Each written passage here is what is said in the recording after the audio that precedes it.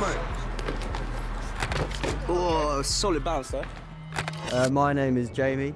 I'm 24 and I got into parkour from a very young age. I went to a club called Momentum Par 4, and then I sort of worked my way up, getting to know everyone, and eventually I started coaching for that company. My name's Ollie, I'm 21 years old. I go to uni in Brighton, and then I've probably been training outside for about 5 years now. If you're nice and you just want to hang out with people, then it's like a really good group of people to be around. Fifth unit happened, it started way before I ever got into parkour with some older people, like the previous generation, I guess. And a lot of them actually coached at Momentum, Chris being one of them, guy somewhere behind me. I think I knew everyone probably for about 4 to 5 years, and then eventually when I started getting a bit more into the sport, a little bit more confident, that's when they started inviting me to the team. It's always been a friendship before anything else. Like, fifth unit is just a group of friends who will enjoy doing the same thing for the same reasons. If it's something that I'm super scared of, you get a kind of a lot of adrenaline and the thoughts that tell you to naturally just not do this thing because, your body's trying to keep you safe. It's like a real thing in parkour. There's a real window that you have to go for something that you're really scared of. Usually it's at the start, you want to try and just go straight away. If not, it'll get harder and harder to commit. I'll always start, everyone's got like a catalogue of jumps that they've done in the past. So I'll look at a scary jump and I'll compare it to another jump that I've done that's maybe of a similar size or had a similar takeoff. And I'll remember like, well, I did that other one successfully, so now I just need to remember it's the same thing, I just need to apply that here. You can't practice something like a roof gap because if you fail, then obviously the consequences are so high that you're just not going to be okay. But that's why you do everything on a ground level first. So you could set up 2 t-shirts and you can count the steps. We often put one foot in front of the other, like this, and that is how we count how big we can jump and how far we can run.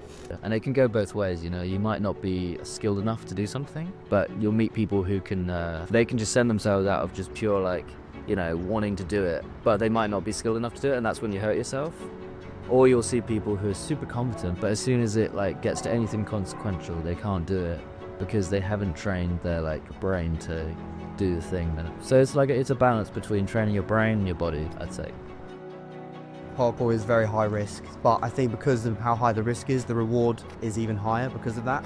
I find that if for example, I go out and I go training, if I can conquer something scary that day, something that actually puts my life on the line, or not even my life, but just my health, my physical health on the line, and I can conquer that, then going home and doing mundane things like putting on a wash or making dinner, that all feels easy after I've done something that, could potentially kill me.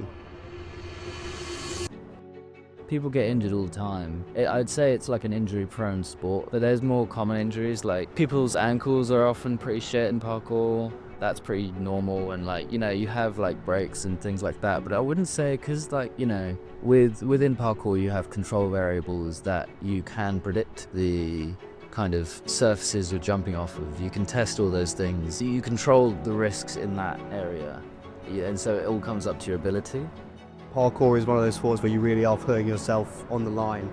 You're at great risk of injury in parkour, but funnily enough, I think the amount people get injured doing parkour is much lower than other sports like football or rugby, mostly because it's all to do with yourself. A lot of people have this misconception where we're daredevils and we just sort of throw ourselves at things and hope we'll be alright, but there's years and years of training that go into it. Parkour is something I aim to be doing for as long as feasibly possible. I think it's great for my mental health. The fact that I can scare myself on the daily, I think is very healthy for my brain, personally.